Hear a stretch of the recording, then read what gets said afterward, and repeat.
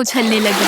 उसने पूरी ताकत से अपने पैरों को घुमाया। छपक छपक, फिर उसने गोल गोल घूमना शुरू किया। एक बार, फिर दूसरी बार, तीसरी बार। थोड़ी देर बाद वह रुका। उसकी सांस तेज हो रही थी।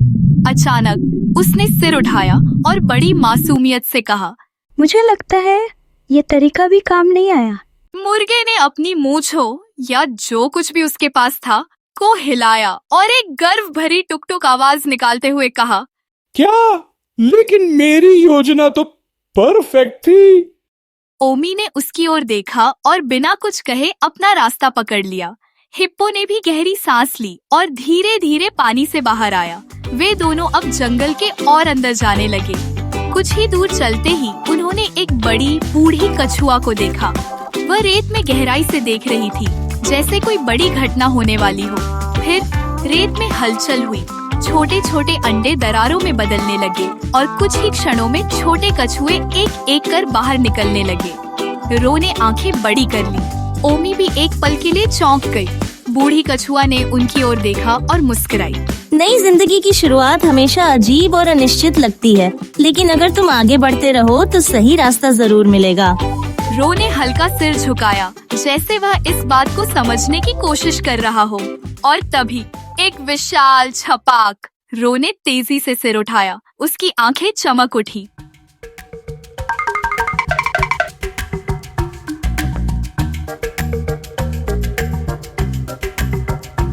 मामा, नदी में एक बड़ी मजबूत दरियाई घोड़ी खड़ी थी। उसकी आंखों में आंसू थे। मेरे बच्चे। रो पूरे जोश से उसकी ओर भागा और अपनी नाक से उसकी नाक टकरा दी। ओमी ने धीरे से सिर झुका लिया। मिशन पूरा। ओमी ने अपने छोटे छोटे पंजों से खिंचाव किया और धीरे धीरे अपनी माँ लूलू के पास पहुँची। लूलू ने उसकी ओर देखा और बिना कुछ कहे उसका सिर प्यार से चाटा। ओमी ने एक हल्की जम्हाई ली। एक बेबी हिप्पो को उसकी मम्मा से मिलाने में बिजी थी। लूलू ने उसे अपनी पूंछ में लपेट लिया, जैसे वह उसे कभी खोना नहीं चाहती। फिर एक हल्की खनखना। ओमी ने अपनी नाक ऊपर उठाई। एक चमचमाता कटोरा रखा गया था। दूर ओमी ने उसकी ओर देखा और एक बड़ी मुस्कान दी।